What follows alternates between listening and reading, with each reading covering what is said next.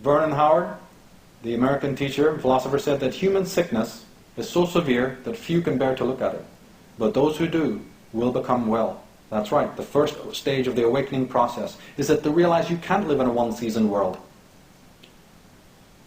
To do so, to ignore those seasons of the psyche is as mad and as insane as to try to avoid nature's cycles and rhythms, not only of the week, but of the month and of the season. I put it in another way in the 2012 talk. I said, you can voice it this way. You can say, have I been sold a lie? That's one level of where people often can come to, right, when they sort of question that.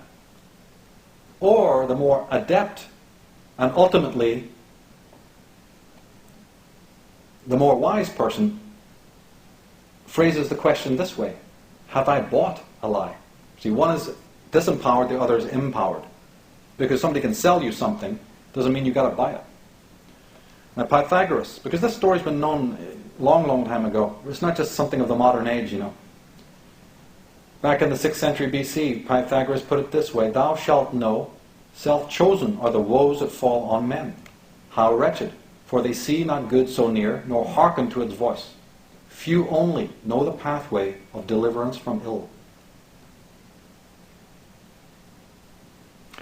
So in my work, I'm not that interested or concerned, you see, with all of these different, with social reform, where one tyrant replaces another tyrant. You know. We've had that. You know. I think we should be all waking up to that, how unsustainable that is. I'm looking at this reform within, the psychological reform, of how unbelievably violent we are to ourselves. We get distracted with the external violence, and that will be handled, and it needs to be looked at. But we are infinitely violent with ourselves, infinitely masochistic and self-sadistic. And it's that kind of creature that then breeds it all throughout the world in its other forms and permutations. The Sophocles put the entire problem this way. He's a great Greek playwright and deep thinker, and he said that, look, nothing vast enters the life of mortals without a curse. Talking about that suffering again. Somehow, as our tragedy, our pain, our sorrow leads us back to the shrine. I wish it wasn't that way, but it is. Therefore, the only thing to do then is to come into a different relationship with that force of tragedy. And I hope you can explore a little bit about that today.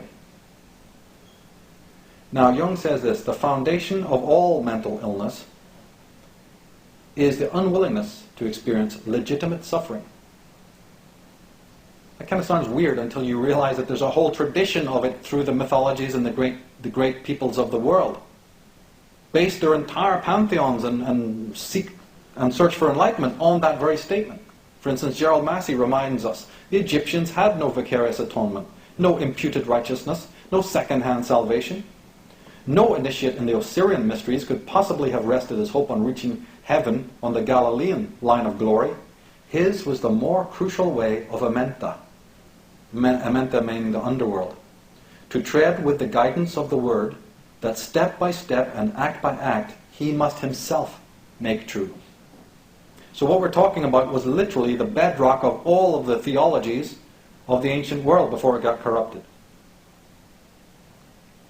This process of Amenta, this process of stepping yourself step by step to your own Dharma, has been referred to in psychological language by Jung as individuation. The separation, the differentiation of yourself from every other person around you and the world in general. The opposite, habituation, which everybody knows. Conformity, escape into the domestic minutiae. In alchemy and in magic, this individuation is nothing more than the chemical wedding. But as I said in 2012 talk, that all sounds rosy until you realize that before you can have the chemical wedding, you must experience the chemical divorce. The divorce from everything that is not true. All the fakery, all the lies, all the deceit, right? The external and internal adversaries. You arrive at the wedding, right, after you've gone through the detox process. Ayn Rand, who wasn't necessarily a psychologist, but basically said the same thing in different ways. She says that civilization is the process of setting man free from men. In other words, individuation. Anti-collectivism. There's two words I'd like to introduce to you, and I hope you know. Wilhelm Windelbrand, a psychologist, sociologist, came up with two incredible words. He said, ideographic. and these words pertain to what we're talking about. Idiographic, meaningful events or experiences which cannot be replicated or understood with general absolute rules or codes, or the nomothetic ones, experiences which are replicable and scientifically verifiable. The Taoists and Zen say you can't step on the same piece of water twice. That's idiographic. As I said, your memories of your schoolyard, right? Your memories of whatever it might be, the pencil you wrote with at school, your first friends playing with marbles in the street or whatever. It's your memory. It's absolutely idiographic, but we are conditioned out of that. Well, everybody does that. Revisit all the things you've done in your life and realize those are unique to one person, yourself. Nomothetic, well, that's everybody, and can be reproduced mechanically. Alan Watts puts it this way: the most strongly enforced of all known taboos is the taboo against knowing who or what you really are behind the mask of your apparently separate, independent, and isolated ego. In other words, you have the pseudo-self, the ego. But behind that, well, there's a void. The great psychologist Arno Gruen said it this way: a distorted development of autonomy is the root cause of the pathological and ultimately evil element in human beings. Eric Fromm says that self-awareness, reason, and imagination have disrupted the harmony that characterizes animal existence. Their emergence has made man into an anomaly, a freak of the universe. He's part of nature, subject to her physical laws, and unable to change them. Yet he transcends nature. He is set apart while being a part. He is homeless, yet chained to the home he shares with all creatures. The Bible, right? Jesus' words, man, the Son of Man, hath no place to rest his head. We are set apart, we're different. That means we've got a duty. That's why it's very important. We're set apart because we have a dharma to perform.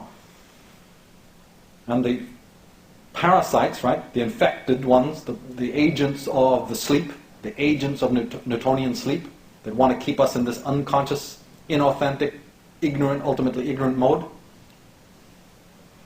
It's basically a conflict between them. But they represent a part of our own selves that wants to also remain in that state. They're just external manifestations of it.